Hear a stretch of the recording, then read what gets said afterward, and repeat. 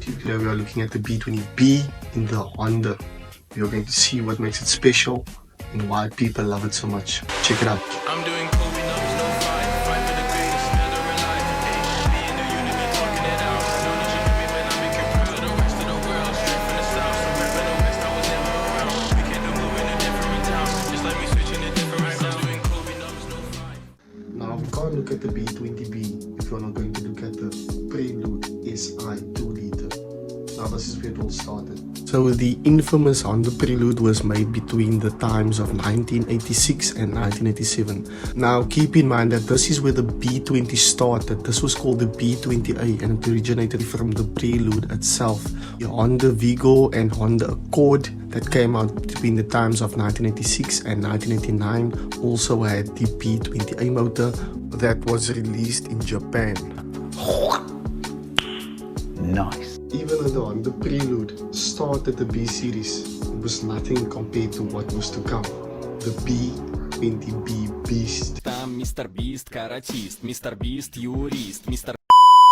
Now the engine back then was popular because it was reliable, it was cheap to maintain, easy to fix. Parts were extremely easy to get, right? What makes this engine so popular is the durability of these engines. These engines are able to rev up until 8000 RPM, allowing the car to rev extremely high compared to a normal car. Honda made 4-cylinder engines called the VTEC. It stood for dual overhead cams. Basically what that means is that the cams had more space next to each other, increasing the power of the engine. Dual also stands for 2, so there was 2 cams in the car. Now we know that we have VTEC. VTEC allows the driver to actually increase its power when they get to the rev limit of 3000 revs, between 3000 and 5400, right? Back then when VTEC was installed and created, it was also taken into consideration that people will be driving this car every single day, and that is what they had in mind. During its 12-year production run, the iconic Honda B-Series earned a cult following in the tuning scene. You can love them or hate them. From the 80s to the 2000s, Honda was popping off when it came to providing inline 4-cylinder engines for tuning enthusiasts across the globe. Despite the earliest engines being more than 30 years old, this hasn't stopped the incredible popularity which still continues today. Between the years 1992 and 2000, the B16 raised popularity between the Honda Integra and the Honda Civic.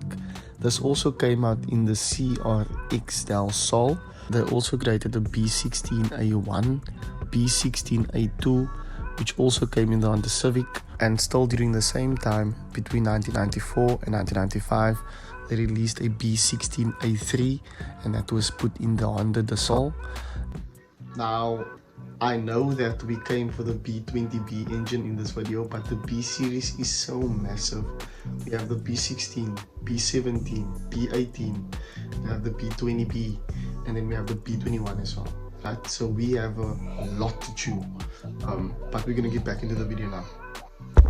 During its time when Honda were making engines, they also made the F20C that came in the Honda S2000. This was their only rear-wheel drive car. Now, Honda made a big percentage of cars that is front-wheel drive. I would say 90% of their cars is front-wheel drive, and that 10% would be that Honda S2000. This was the exception, and I think they made a good choice. I mean, this car is beautiful. It's a two-door. It's amazing. I think it has taken the world by storm. We also look at the Honda NSX, which was produced in 1989 in Japan. Now, you might think, what is so special about the Honda NSX? Well, let me tell you. The Honda NSX packs a 3-liter 6-cylinder engine and is all-wheel drive. Now, this car was special because this was only the first generation that was made, and it made a whopping 250 horsepower. Now, when the second gen came out, that one was incredible. The reason why I say that, it's because it made 573 horsepower with a 9-speed automatic gearbox, and it was also packed with a V6 and 3 hybrid engines. Keep in mind that this was in the 1990s. 500 horsepower was a crazy amount of horsepower to have. When the Honda NSX was made, Honda engineers definitely had the Ferrari in mind and wanted to do something similar to it. and this is what they ended up with.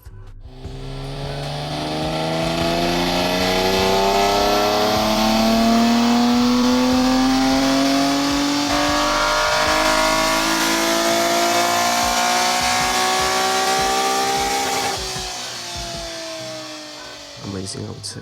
Now, we finally made it to the main event, the B20B. Now, the B20B is part of Honda's renowned B-Series, known for its robust design and tuning potential.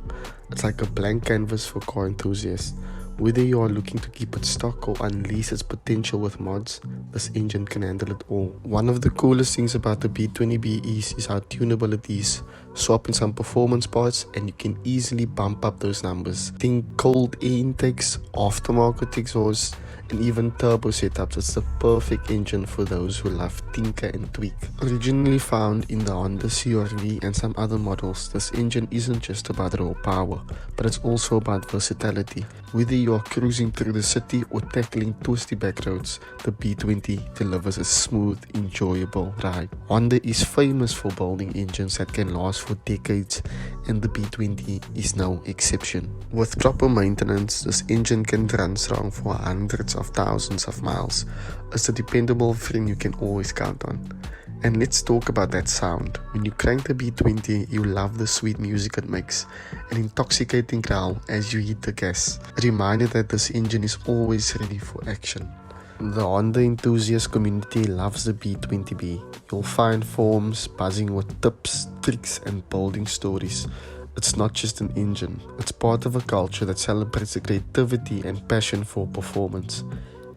So if you're looking for an engine that combines reliability, tunability and a whole lot of fun, the Honda B20 should be at the top of your list. Now, whether you are a petrol head or just getting started, this engine offers endless opportunities for adventure.